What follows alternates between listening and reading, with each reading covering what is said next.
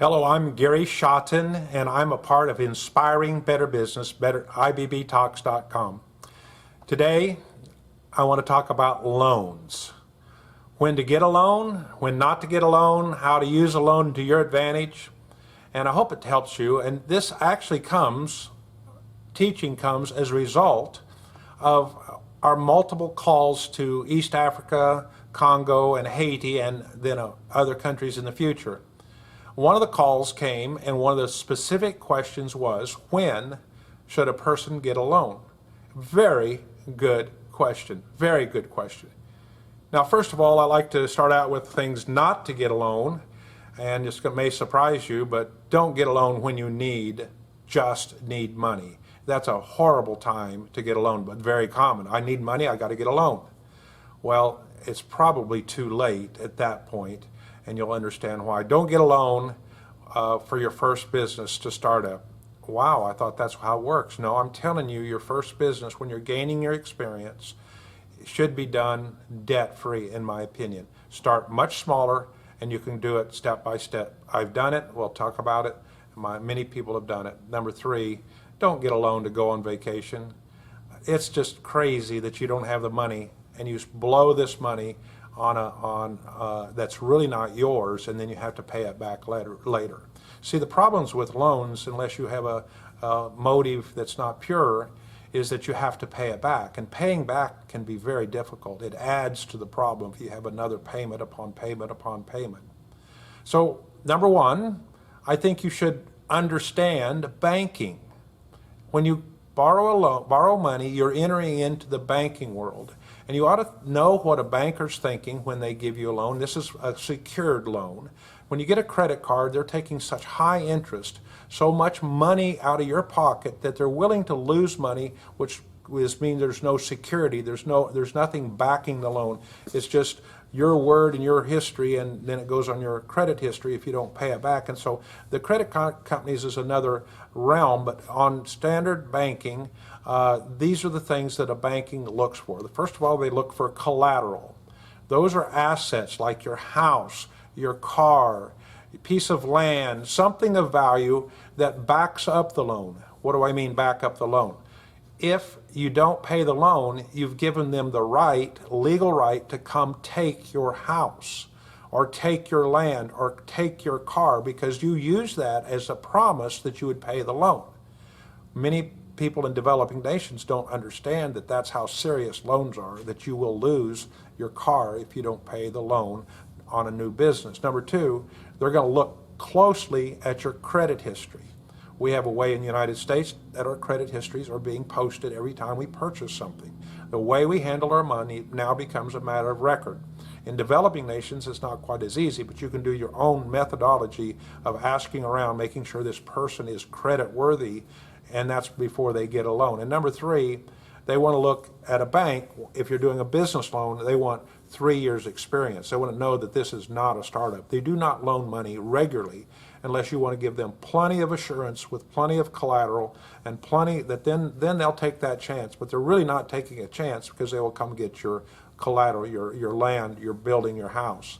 So you have to understand how banking works. And when you understand that, you're on the side that you're asking for money, and this is what they're going to ask from you. They're going to look at you with the idea, if I give you a loan, do you have the habit and are you capable of paying it back plus interest? That's a business. Their interest is their margin. Their margin is how they're making a profit as a bank. Banks are for profit, not volunteer, not nonprofit. They're for profit. Now let's talk a little bit about the idea that things that you buy for need to be something that increases in value over time. The word for that is appreciate. That's something that's going up and up and up in value. My house has gone up in value. Land historically has gone up in value. The counterpart of that is something that depreciates, or something that goes down over time. Almost all automobiles, unless there's some kind of an antique that's very special, that's a collector's item, they all go down in value over time because they're wearing out, they're getting older, they're worth less money 2 years from now, 1 year from now than today. So those are the differences. So you really want to just borrow money for those things that appreciate in value, or that have a loan payment that is so much smaller than the profit that you can make from it that it's a good loan. It's a loan that will easily pay off the debt. I must tell you that I have a lot of those loans. You might think I don't borrow money. Well, it depends on what it's for. I borrowed a lot of money to buy this business because I became confident that the amount of money I would pay in payments was quite a bit less than what I would need to pay, that I would be making every month and every year. So I'm gaining, and it's happened that way, and I'm nearly paid off every single loan related to this business. But at one point I had a ton of loans owing a lot of money, and I had to keep it going to be sure I could pay it off. So they needs to increase in value. You know, the United States is pretty well caught up in the credit card trap. It's a trap.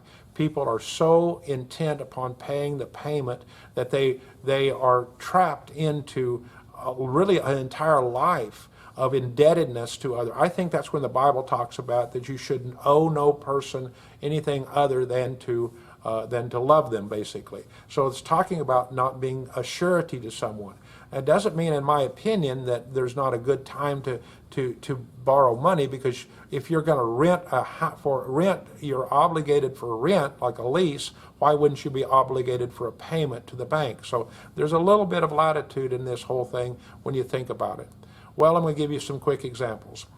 First of all, in my first business many years ago, the first time I owned something, it was 7 years before I went to the bank to get a loan. I regret I did it then, because I thought if I got bigger, I'd get better. So I'm living what I tell you. I operated in a service business with moving and storage people. They paid me promptly, and I was able to not borrow money for 7 years. My credit cards, okay, I can open my billfold and I can show you that I have 4 or maybe 5 credit cards. And the reason I have that many credit cards is to keep track of different things. One's to do with a farming operation, one's to do with this company, one's to do with my personal, one's that's to do with my ministry. So it's a tool so that my wife and my accountant can help me sort through the things I'm spending, and I have to pull out the right credit card at the right time or I mess things up. So I'm not against the credit card, but I will tell you that for at least now 15 years, maybe 18 years, every single credit card has been paid off, zero balance at every month. It doesn't cost me anything. In fact, I get a reward for points, and I get flying miles to go all over the world when I use my credit. I'm what they call a deadbeat in the credit world, because they don't make a dime off of me. Thank you, Mr. Credit Card Company. And then car payments. This may surprise you. I'm not bragging. Please don't take it that way. But I'm in my late 60s, and I've had only 4 months that I made a car payment. And the only reason then I realized I was unsafe with my 3 children in the back seat of a van that had no seats and had no safety straps, and it was very dangerous, that I went ahead and broke my rule for 4 months before I could pay off that. You know how much freedom I have when I don't have a car payment? And you know how many people are strapped because they have a huge 1, 2, or 3 car payments? Think about it. If you can operate without a minimal loan, and why on the cars? Cars go down in value unless you got a collector's item. So I hope this helps. I'm not bragging. I'm trying to help you. I want you to know I've lived this. I understand this. Now, my other business before this one, I used my credit card. I didn't know how to manage it, and I was tapped many times on the top of my credit card. I had no place to go, and I was paying off only a small portion every month, and it was really expensive. So understand, loans by itself are not bad. It's how they're used. Thank you.